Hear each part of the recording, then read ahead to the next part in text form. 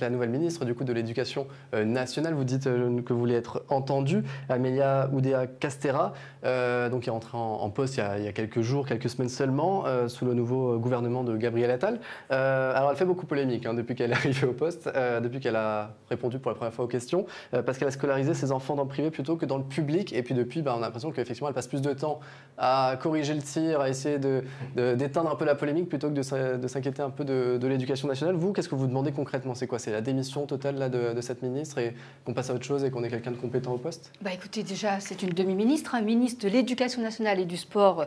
On voit très bien que la primauté n'est pas pour l'Éducation nationale.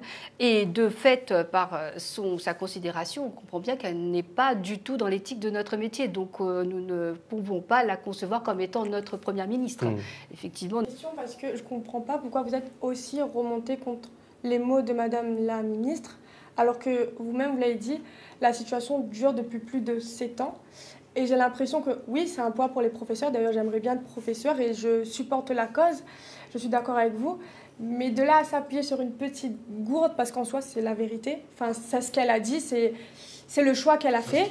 Et c'est une vérité générale. Donc, je suis d'accord que c'est un peu la goutte d'eau peut-être qui a fait déborder le vase, mais de là à dire qu'on veut sa démission, elle est peut-être maladroite, oui. Vérité générale, en tant que Première ministre, on a quand même un statut public et donc je crois qu'elle a fait l'amalgame de sa vie privée et de sa vie publique. Il y a un espace public et un espace privé. Qu'elle ait fait son choix, qu'elle ait privilégié l'école privée, ce n'est pas le sujet. Nous savons beaucoup de fonctionnaires, beaucoup de personnes qui utilisent qui vont dans le privé, que ce soit dans le gouvernement, que ce soit de toutes parts. Même dans Orange, j'imagine qu'il y en a Mais que leurs ce n'est enfants pas sont... le sujet. Le sujet, c'est que vous mettez votre enfant dans le public ou le privé, c'est votre choix. Mais qu'elle discrédite les enseignants qui travaillent en disant « moi, j'ai pris les jambes à mon cou et que je suis partie », et quelle est l'étiquette ministre de l'Éducation nationale chargée quand même d'amener quelque part son équipe vers des conditions de travail, vers un système qui soit le service public et qui soit capable de donner ce service aux élèves.